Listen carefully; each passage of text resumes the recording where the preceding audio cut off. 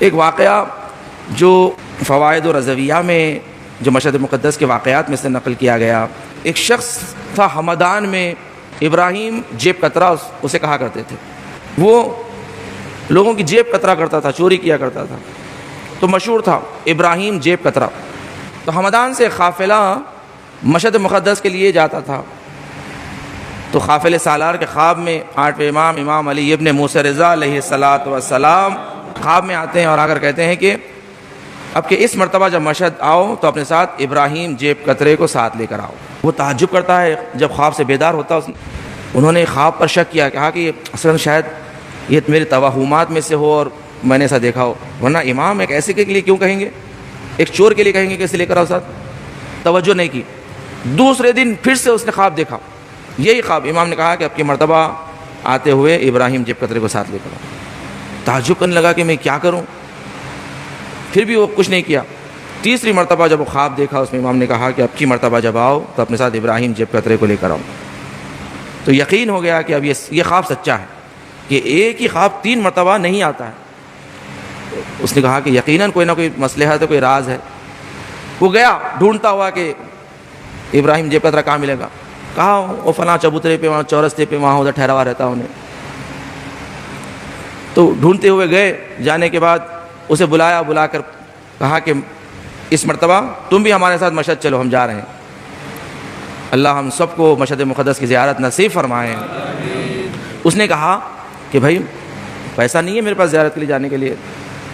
اس نے کہا کوئی بات نہیں، پیسہ میری طرف سے، میں تمہارے ذمہ اٹھاتا ہوں۔ تو اس نے سوچا کہ اب ہمدان میں تو وہ مشہور ہو چکا ہے، سب جانتے ہیں ابراہیم جیب کترا ہے۔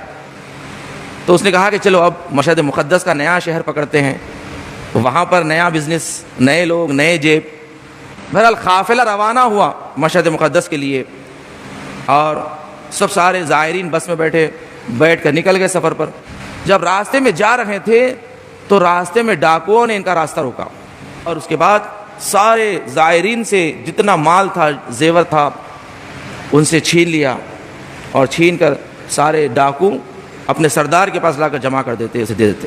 سارے کے سارے اتر گئے اور چلے گئے۔ ان کی بس بھی آگے بڑی، روانہ ہوئی، اب راستے میں جا رہی ہے مشہد کی طرف، مگر سارے لوگ رو رہے ہیں کہ ہم کیا کریں گے، ہمارا جتنا سرمایہ تھا، ہم جو لے جا رہے تھے وہاں رہنے کے لیے، وہ سارا کا سارا ہم سے چھن چکا ہے، اب ہم کیا جائیں گے مشہد، کیا خرچ کریں گے، کیسے رہیں گے، کہاں رہیں گے، کیا کھائیں گے۔ سارے لوگ پریشان۔ دیکھیں انسان سفر پہ ہو، مسافر ہو، اور مسافر سے اگر اس کا سرمایہ چھین لیا جائے تو پریشان ہو جاتا ہے، کیا کریں۔ ایک مرتبہ ابراہیم جیب کترے نے کہا کہ کسی کو پریشان ہونے کی ضرورت نہیں ہے، سب کا مال پیسہ میرے پاس موجود ہے۔ لوگوں نے کہا کیسے، تمہارے پاس کیسے آیا؟ کہا کہ جب یہ ڈاکو سارا مال جمع کر کے اپنے سردار کے پاس جمع کر رہے تھے تو میں نے اسی کی جیب کتر دی، وہ سارا کا سارا مال میں نے اس کی جیب سے اتار لیا، اسے پتہ بھی نہیں چلا۔ جس کا بھی جو بھی پیسہ ہے، زیور ہے، آئے میرے پاس سے لے لے۔ سارے لوگ خوش ہوئے، سارے لوگ دعائیں دے رہے ہیں ابراہیم کو کہ ابراہیم اللہ تیرے کو اچھا رکھے، مولا اچھا رکھے، تیری زیارت قبول ہو۔ سارے لوگ دعا کر رہے ہیں اور وہ بھی ہنس رہا ہے، مگر قافلے سالار رو رہا تھا، وہ رونے لگا۔ لوگوں نے پوچھا آپ کیوں رو رہے ہیں؟ کہا کہ مجھے اب سمجھ میں آیا کہ آٹھویں امام نے کیوں کہا تھا کہ آپ کے اس بار ابراہیم جیب کترے کو ساتھ لے کر آنا، مجھے اب پتہ چلا۔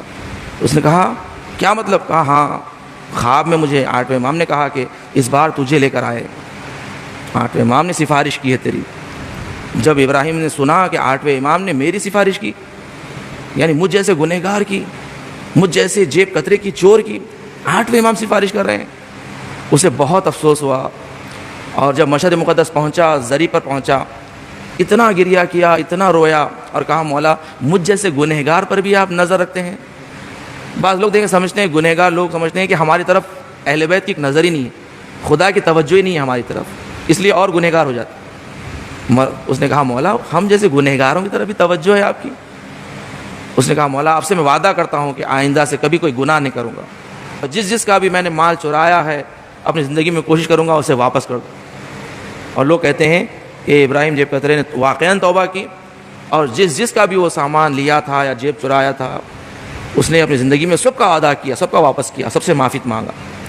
دیکھیں زن گرامی، فقط ایک نظر لطف معصومین کسی پر پڑ جاتی ہے، اسے اتنا نیک بنا دیتے ہیں، یبدل السیئات بالحسنات، یعنی خطاؤں اور گناہوں کو نیکیوں میں بدل دیتے ہیں۔ اس لیے کہا گیا ہے کہ ذکر اہل بیت برپا کرو، یہی ذکر ہے، یہ فرش اعضا ہے کہ یہیں سے لوگ سلمان بنتے ہیں، ابو ذر بنتے ہیں، عمار بن کے نکلتے ہیں۔ یہ فرش اعضا ہے، یہ ذکر اہل بیت ہے۔ عزیزان گرامی، اس قدر اہمیت ہے۔